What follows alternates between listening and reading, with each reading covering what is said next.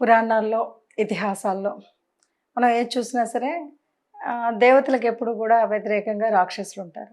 దేవతలెప్పుడు కూడా ఒక ధర్మం నిలబడడం కోసం, ఒక ఆ దైవీ భావం నిలబడడం కోసం ఏదైతే ప్రకృతి ఆరాధనలో భాగంగా ఉన్నాయో ఆ యజ్ఞాలు, హోమాలు ఇవన్నీ కూడా యజ్ఞాలు, హోమాలంతా కూడా దేశం సస్యశ్యామలంగా ఉండడం కోసం, ప్రజలు సుఖ సంతోషాలతో ఉండడం కోసం, ధర్మానికి గ్లాని కలగకుండా ఉండడం కోసం చేసేటువంటి ఒక పద్ధతే మన యజ్ఞయాగాదులు.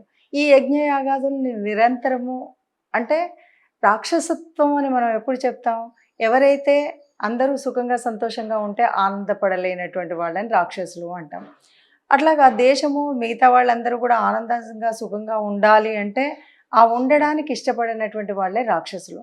అలా ఉండడానికి దోహదపడుతున్నటువంటి కార్యక్రమాలు ఏవైతే ఉన్నాయో వాటిని విచ్ఛిన్నం చేయడమే రాక్షస ప్రవృత్తి.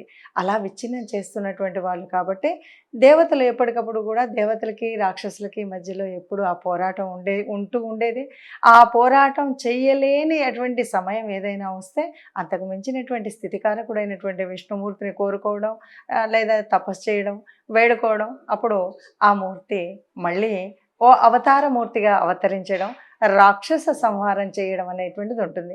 మరి ఇక్కడ మీరు అడిగినటువంటి ప్రశ్నలో దేవతలు ధర్మాన్ని పాటించే వాళ్ళ అంటే ధర్మాన్ని పాటించే వాళ్ళే దేవతలు, ధర్మరక్షణ చేసేటువంటి వాళ్ళే దేవతలు.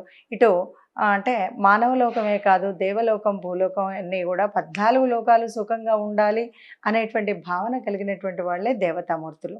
ఆ దేవతలు ఎప్పుడు ధర్మాన్ని పాటించేవాళ్ళు. ధర్మానికి విరుద్ధంగా చేసేటువంటి కార్యక్రమాలు ఏవైతే ఉన్నాయో అవి రాక్షస కార్యక్రమాలు. కాబట్టి రాక్షసులకు, దేవతలకు ఎప్పుడు కూడా నిరంతరం పోరాటం జరుగుతూనే ఉండేది. ఆ పోరాటంలో రాక్షసులు సంహరించబడాలంటే ఓ అవతారమూర్తి రావాల్సి వస్తూనే ఉండేది.